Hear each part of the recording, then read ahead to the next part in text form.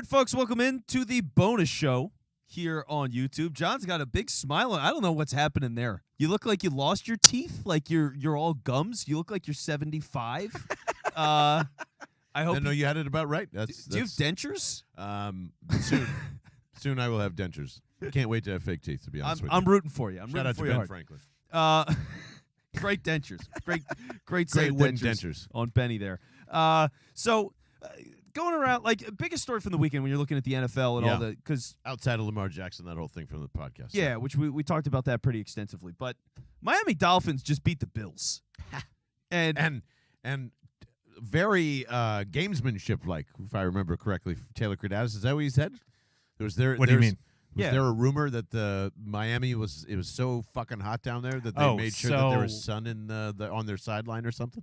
So there's a thing called climate change, but no, in September they're having astute point. Yeah, they're having record high temperatures, and the way the Dolphin Stadium is constructed, the visitors are sitting in the sun while the Dolphins are on the other side of the field, sitting in the shade, and it was holy shit hot. Stephon Diggs said that's the hottest he's ever been. Oh, wow. He got full body cramps after the game. Wow. Like, if you watch the game back, all the Bills are exhausted. Granted, they played almost the third amount of plays to compare to the Dolphins. It was like 60 to like 20 something. Jesus. Yeah. But, that's what happened. I heard a number that Josh Allen dropped back in that game 71 times. Yeah. You know what? Then it's higher. It's never happened. That's never happened in the NFL? It's never happened in the history of the sport that a man has dropped back 71 times. Josh Allen, that's a bulky guy, too. Like, he's an incredible athlete, but holy shit, a guy that size dropping back, and he's running around all the time. Melvin Ingram was kicking into their ass. He was a killer over there. I forgot he was even in Miami. And then you look over and go, holy shit. Which is why, like, big picture, just the same way we're looking at the Eagles and we're like, man, this is real, this shit's happening, the Dolphins are real. Oh, my God, they're so real. Right? And if I may add, like, I know I kind of went off on the main show with the whole Jalen, like, what the fuck do you think was going to happen? Like, there's the whole, where I got my things crossed up is because of the whole Tom Brady thing, and it just looked like we're just going to do this big splashy thing, but that's what we argued about, like, what the Dolphins, correct me if I'm wrong, but we were saying what the Dolphins did wasn't stupid. It's the same, and I think we said it's, and now it's even blatantly so, but, like, it's almost the same situation. You have two former Alabama quarterbacks. You even said that they're unsure of, and, like, they both packed a lot of heat around these guys, and now they're fucking 3-0. And yes, there's a reason why both Alabama quarterbacks are 3-0, because both franchises invested in them pretty similarly. Yeah. Yeah. And Alabama wide receivers. Yep. Yes. Waddle and Smith. Yes. Waddle's a stud. Waddle's an absolute. That guy's really fucking good. He's really He good. might be faster than Tyreek. And that's which is insane. And that was like and Miami got shit for that too, because their offensive line was bad at the time. It was really bad. Yeah. And like what you're seeing is right. It's a 1-to-1. Like, they're in this. Oh God, they're in the same draft class too. Smith and White. They went in the same round. Yeah. Right? Yeah, they did. They were a couple of picks apart. And the Dolphins took Waddle first, didn't they? Yes. Yeah. 6 overall. Is that right? Which is a bold move. I mean, Devontae Smith won the Heisman. He won the Heisman. And they were like, yeah, we're going to take his teammate. It was like, it's wait. just injuries, right? It's just injuries. That's all. I don't know. But they go with Waddle. And Waddle killed it his rookie year. And that's the interesting thing, too, is you look at what Miami did. Like, they just fired Brian Flores. Flores is really fucking good. You just got a guy that we all knew should be in the job, got royally fucked. It was this whole big scheme with Tom Brady. Flores gets caught up in it. He loses his job. He has no reason to not be a head coach in the NFL. They hire Mike McDaniel. He might be better. I mean, think about how crazy that is, that this guy steps in, Shanahan offenses and all this shit, and you're like, I mean, some of these guys work and some are disasters. Like, Hackett's in that tree somewhere. Yeah. Flores did not like Tua. No. Like, do you guys remember that from last season? Oh, he did. yeah. Like, all the Watson rumors and all last year. They had a lot of that. I still don't think the locker room really likes Tua, especially because of the Fitzpatrick stuff. I don't know. It was very Folesy-ish. Well, the Fitzpatrick stuff was real. Like, Tua was scared to play football his first year. He just was. He was so hesitant to pull the trigger. He was terrible in a bunch of games. They would put in Fitzpatrick. Fitzpatrick is the complete opposite. Yeah. Sounds like every fucking conversation we had last year with Jalen Hurts. That's all. Yeah, but for at least for him, he was more efficient, you know. But for rookie Tua, man, I mean, he just didn't have it. And then last year, they did a similar thing, right? Here's Jalen Waddle. You're going to do a bunch of short, easy stuff to Jalen Waddle. He has like 100 targets last year. He has a killer season. And now you get McDaniel in. They've got the running game, Raheem Mostert, San Francisco running back. They get Tyreek Hill to stretch the defense vertically. They've got all this speed, Mike Gesicki. Like, they're just doing it. I'm going to save this for another bonus segment, but want you two to think about it right now.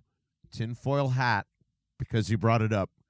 Does the NFL have significant, what's the word I'm looking for, when motive to make the Miami Dolphins look great this year? And I'm not kidding. I'm going to revisit it, but yeah, just putting that aside for a moment. Yeah, that's pretty great. It's unbelievable how real that team is. If you believe you're looking at that and going like, well, here's, in your opinion, if you had to today, if the Dolphins and the Eagles had to play a Super Bowl, what are you saying? Dolphins to me by like 10. Really? You think it's that? Really? That's not that bad. Losing to the Dolphins by 10 in the Super Bowl, it's not that bad. As constructed right now, no one can move that on, et cetera, et cetera. If like, I know it's, but I would say the Dolphins by 10. No, but I don't think the talent's that much different. I just think they got a little more. They've been around. The core team has been there for a little longer. Well, yeah, but first year coaching staff. So agreed, but it's also the genius. Yeah, blah blah blah. I know, and again, I really do like McDaniel. I really like what he's doing so far. I've caught glimpses of Miami games, and I think he's doing a hell of a job. It's just it's a well built offense, but the thing it's just the trenches. It's the typical Eagles shit, but it's fundamental football, and it's just true. The offensive line is one of the greatest things I've ever seen. Defensive line is really clicking right now. It's incredibly deep. To put those two units against Miami's two, with everything else being pretty equal, I just have to go with the Eagles. I have to. Yeah. T, same thing? I think it's whoever has the last possession. Wow. Well, it's like a Chiefs Bills. Yeah, like exactly. Yeah, it's that I think that's the game. That would Chiefs, be amazing. Bills. That would be really fun. And because here's the tough thing, like to the Dolphins' credit, your point, John. If it's Tyreek Hill, like Slay, as great as he is, at some point Tyreek Hill's speed is just too much. Yeah. And he's going to get something on you eventually. Yep. So it's just whether Tua is seeing it, whether he's the main read, whether it connects. But he's going to get open deep at some point for 65 yards. That's why we need CJ to kind of come around and be a little more seasoned with the playbook where he is and right now. The spacing. I mean, that's a tough thing, too. He's adjusted for being a slot guy, so you're up on everybody. You're close to the line of scrimmage. Now he's 15 yards back from the line of scrimmage, and all the angles are different. His role, it's just different. Now, like the Tua Jalen factor of inexperience would really be fun, I think, in that aspect of it or wherever they are. But, you know.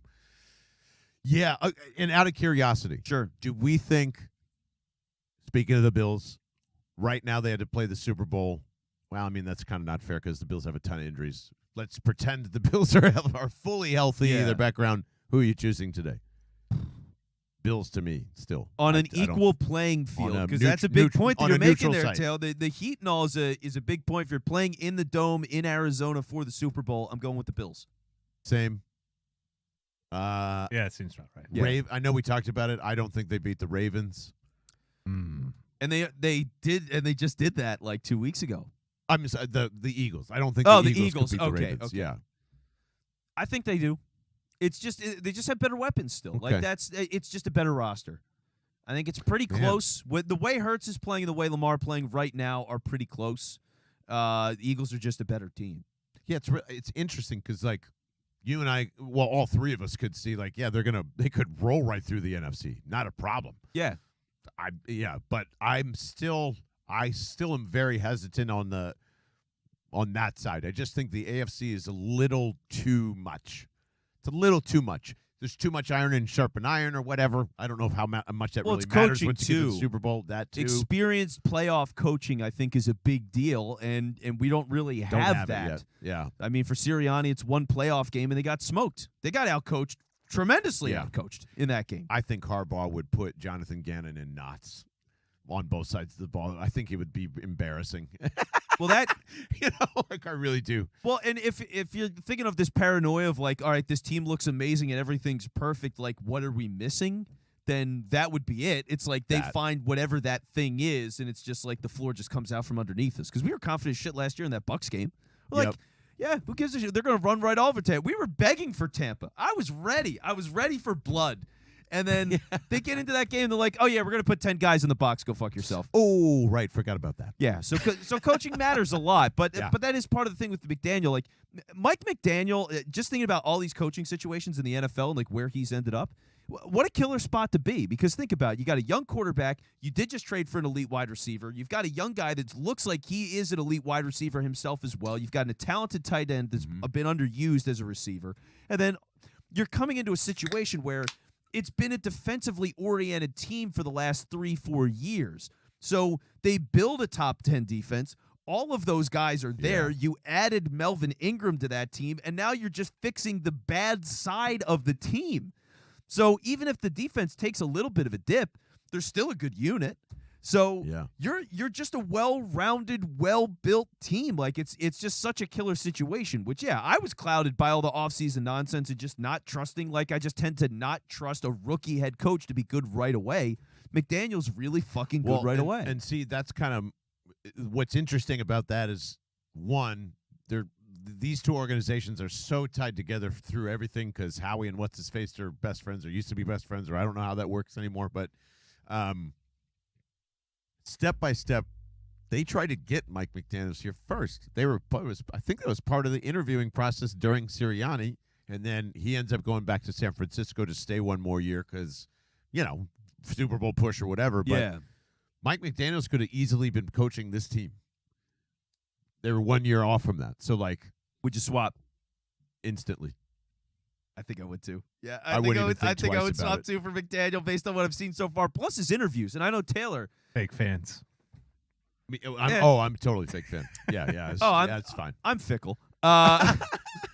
So, just the same thing. Like if Lamar Jackson walked into the door right now and I had to make a choice, I'd be like, "Yeah, dude, sorry, Lamar, come on. Yeah, you give us the better opportunity." Mike McDaniel gives us a better opportunity. Oh man, if this turns into one of those fucking Doug spanking around McDaniels or McVay things, and it's just Sirianni's version of Mike McDaniels, I'm going to look like an asshole, and I'll be proud to. But right now he's killing it. My only point is this: you said it. All these coaches are young. That's a huge trend. Why are they young? The trend. They're creative. They don't really care about the old guard stuff. They're open to analytics, and most of all, it really is the GMs and owners control everything. So they know that they control all these young coaches because they just want to go and coach the offense. They've listened and learned to the Andy Reids. They've experienced that for years of guys that are just crawling at 5 o'clock in the morning on their deathbeds and worrying about the roster, the cap, that. That's all stupid. That is all fucking stupid to do. And we had this macho football guy bullshit that you have to do everything. We still do that, by the way. But that's the problem. We're in a way different world than Andy Reid. And I don't know if we're fully grasping that yet either, but GMs and owners control the head coaches. That's why it's so comfortable. They have complete control of the roster. You just be creative. You're younger. You relate to these college kids. They're going to have more fun that way. Teach. Just go and teach and be a human. And they could become Andy Reid, though. Right? Right, eventually, yeah. Because that's but it's the very thing. doubtful because you're going to recycle these guys at 4 or 5 years a clip. Maybe. More than likely. But for the guys that are going to stick and stay around in one place as head coach for a number of years, I mean, what happened? It's that same youthful, everything you described, being open to new ideas and constantly changing and not worrying about the norms and conventions. It's just what can we do? Yeah. I mean, Andy Reid ran that play, what was it, in the Super Bowl? He ran that play that was from 1962 in a Navy game or something. Yeah. You remember what I'm talking about? They did that weird turn in the middle. The talk of that Super Bowl. Yeah. Yeah. So like that's what it is. So if you get, it's more of a state of mind than it is like an age thing. But correct for those people that do adapt, that's when you become great, and that's when you build all these great teams. So like, yeah, McDaniel seems well built for that, and part of it is too. It's that same thing with the emotional stuff with Sirianni or whatever. It's like, because Taylor, you heard the interview that he did on Le Batard, right? Parts of it, yeah. Yeah, and do you remember him talking about everything with Tua and like how he's trying to just unlock the person of Tua? Yeah. It was interesting shit, wasn't it? Like, yeah, because he was talking about, because you didn't hear it, like he was talking about, for example, just finding things of Tua's personality, stuff with like singing, for example, like doing something in his heritage or some kind of like performance art, singing, dancing, whatever, and he saw him doing that. He's like, that guy that I see on stage looks completely different from the guy that I see at the facility, and why is that? And I need to fix that. And that was a big mission for him, was just getting Tua to feel like when he shows up day in and day out, he can actually be Tua rather than like what he thinks everybody expects him to be as a top pick in the draft with all these expectations and is he a bust, is he not, all that kind of shit. So like he changed the guy. And well, that's all coaching is. That's it. It's just psychology. It is psychology and that's where they need to stick and be. That's where great coaching is. Yes. Right. That's what all those guys do. They unlock the personality, which unlocks the player because they're Doug's not really thinking. good at that too, by the way. Because even on the same note, like we've never talked about the Manti Te'o documentary, the three of us. I would love to at some point. I just saw it last night. So good. It's amazing. But that was the thing that really stuck out to me was when he was talking about his pro career. He said, once I went pro, I spent 3 years just in like a paralysis where I was thinking about everything I was doing. Nothing felt natural. I was watching clips of me in college to try to remember that guy and be that guy because the way the world treated me after he got catfished, I just didn't know what to believe in anymore is basically how he felt. So, like, they recognized that with Tua. He diagnosed it. He fixed it immediately, it looks like. I mean, that's Coach of the Year stuff right now. You know what I mean? Like he's really doing that right now, and it's really remarkable to see them do that, to beat the Bills already, which is like everybody's Super Bowl favorite. It's just like everything Miami's doing is just through the roof good. Yeah, and that's the part that makes like some of the football guys hate this shit.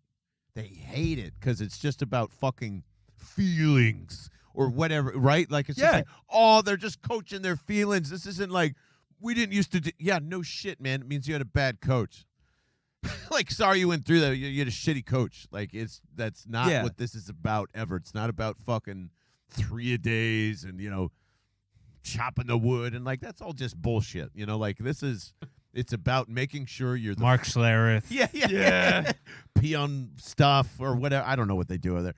But, you know, it's just about being as free up here as possible. That's why I admire Jalen Hurts, because I don't know what his process is, but he's free up here when he's on the field.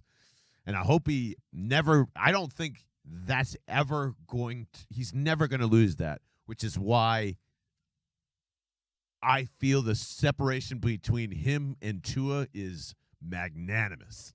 And the NFL is going to see that in like 2 years. Which is why, also going back to the Super Bowl pick, if I had to go Eagles-Dolphins, I trust Jalen. Jesus Christ, I almost flipped over the table. I'm so excited. Sorry, guys. Anyway, that's great. I trust Jalen way more in that moment in the Super Bowl than I do Tua. As much as he looks so much better, he looks improved. Jalen's mental is unbelievable, man. Isn't that crazy? They're like, you know what our good friend Trill Bro dude at Ball suggested we go back to dig some of the old Jalen Hurts takes and like, God, this is like Christmas. This year is like we get to revisit all this stuff. There's some dunkings that I think all of us owe the NFL and well, mainly some man, with you. Oh, it's so exciting. It's just an exciting time of being able to unspool all this stuff and like here's the thing. Whatever the Super Bowl opponent is, it's going to every scenario is insane. Every scenario is insane. Eagles, Baltimore, it's on fire. Eagles, Dolphins, it's on fire. Bills on fire. Chiefs, whatever. I guess it'd be fun to revisit. Chiefs is on fire. Playing Andy in the Super Bowl? Playing Andy in the Super Bowl, that's fire. That's fire. Like 2A fire. It's great. I wouldn't be as jacked. It ain't happening either. Yeah. I think it's a good enough place to put it as ever. Thanks to our friends over at Awesome Sauce for allowing us to do this bonus segment today. Vince Quinn, any other final words on this? Nothing's Russell Wilson's fault. We could talk about it next week. That's all I got. See ya.